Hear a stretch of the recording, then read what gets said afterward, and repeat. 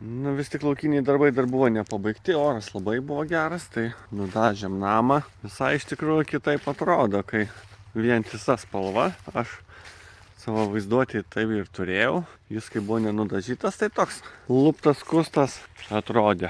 Dabar visai džiugina akį vaizdelis. Spalvytė švediška vyšnė. Čia Top Color dažai.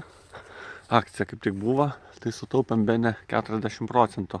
Nu tai vat, kad ir skirtingos lentos atrodo, bet va, viršus yra pačia, kai nudažyti vienodai, tai visai kitas vaizdas. Tai dar kitur dažus radau, kad vadinasi žvejų namelis. Na čia tokia skandinaviška stiliaus dažai.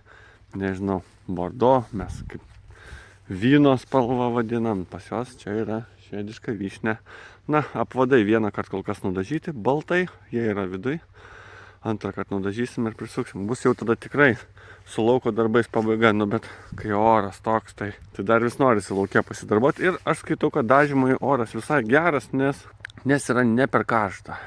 Ten nuo +5 iki +25 rekomendacija ant pakuotės yra. Tai mes dažėm prie tarp 5 ir 10 laipsnių tame tarpe. Tai aš patenkintas rezultatu. Čia yra nudažyta vieną kartą. Iš tikrųjų, geras teptukas tai yra, man atrodo, 50% darbo sėkmingo. Tai ne už 2 eurus, o už 10 eurų teptukas ir rezultatas iš tikrųjų džiugina. Taip, yra visokių tenais, va, nedadažymų, dar kažkur tais kažkas kreiva. Tai čia pasvarstymui labai įdomi tema yra iš tikrųjų. Žmonės nusiperka dailylentės, kurios jau atrodo kaip, nebeatrodo kaip medis. Kaip plastikas atrodo, taip tobulai padarytos. Tada perka specialiai impregnantą, kad neuždengt, kad atrodytų kaip medis raštas. Nu, aš pasirinkau dažus iš tikrųjų, nes pas mane ir taip aišku, kad čia yra medis. Ir man čia nieko paryškinti stipriai nereikia. Apsidailins tikrai dailiau atrodys tie visi kampai. Čia dėl to pačio fasado kažkokius tais dar. Šiaip aš nesigailiu dėl šito fasado, man labai patinka, jisai pagal savo kainą ir tarnauti turėtų gerai.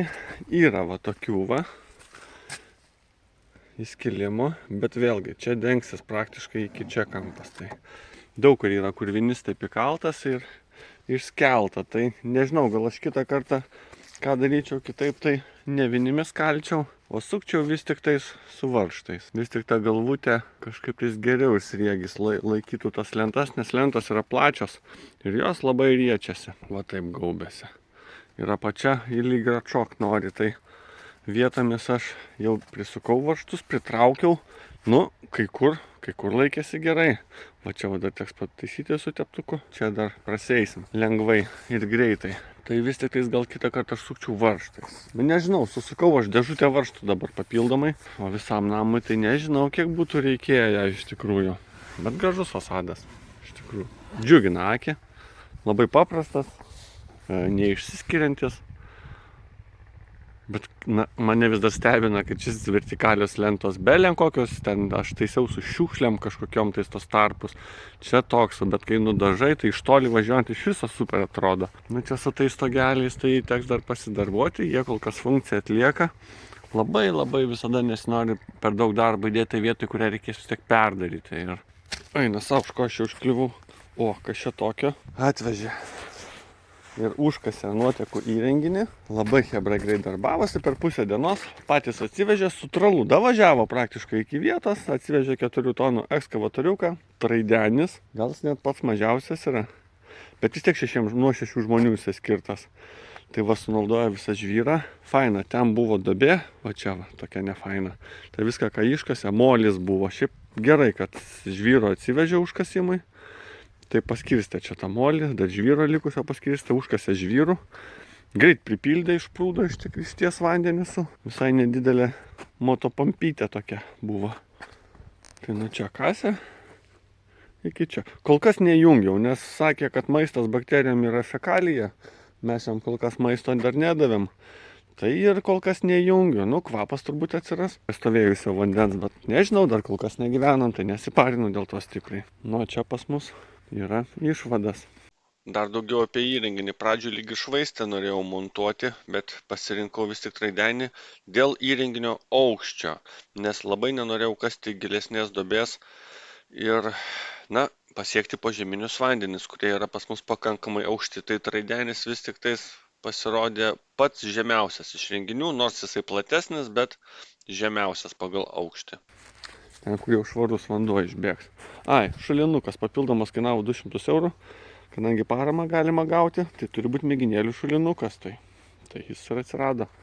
Čia pagrindinis įrenginys, o čia yra orapūtė. Dar paprašiau, kad man čia prakastų griovį ir nutraukėm va jau 32 vandens vamzdį ir gofrą siurblio valdymui. Laidas ten sakė, specialus 4-gyslis turėtų atsidurti, bet aš jį gausiu tik tai su įrenginiu. Šios dienos kelionės kompanionas Foresteris su tokiam pačiom padagom kaip mano Petruška. Tai ką žinau, minkštas, fainas. Šiaip ir pigiau važiuoja nei patrulis. 10 € 100 km. Benzinas dujos. Yra palėtintojas. Iki čia važiuojant iš viso jokių klausimų nebuvo. Važiavo, pravažiavo. Namie vis dar 10 laipsnių. Žemiau nekrenta. Tai dar šildymo ir nejungiau kol kas. Kol kas sanitarinė temperatūra laikosi. Saulytė pašildo turbūt. Ir šilta. Pažiūrim, burbuliuoja burbuliatorius.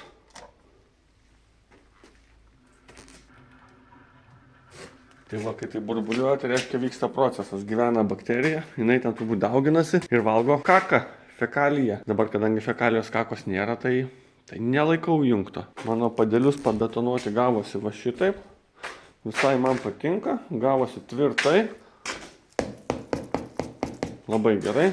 Čia dabar perimetrinė lenta guldysis. Kaip tik atsinešiau iš lauko jas, kad jos biški man pradžiūtų, pravaliau ir darysim jau toj karkasą sienų. Jau vaizdas vis keisis. Taip, dabar bus galima sostą atsinešti, čia nais yra vanuotekos.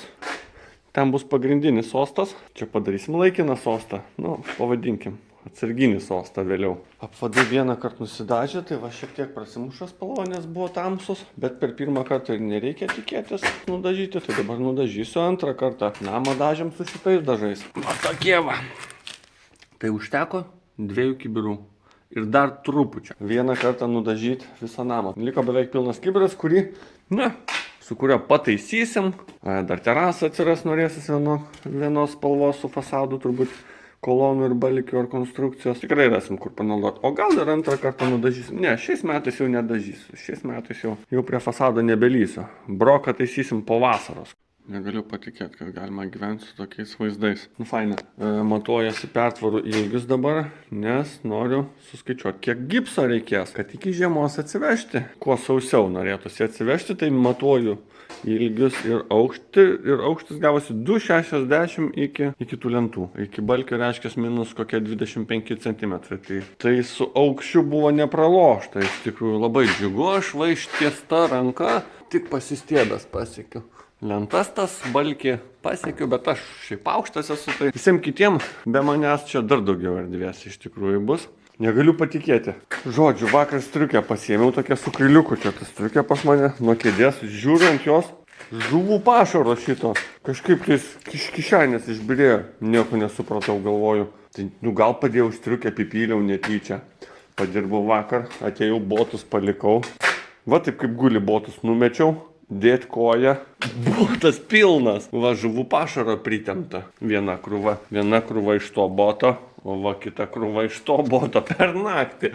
Va tiek, va pritempė. Kas čia? Per gyvūnas įdomu. Visokia čia geričių ir kaktelėjo turbūt jisai kartelį. Dar šiukšlyčių pritempė. Čia goli žiemai taip ruošiasi turbūt. Bet maža pelytė gal tiek nesutemptų. Ir čia jau gal porą buvo. Į vieną botą, į kitą botą.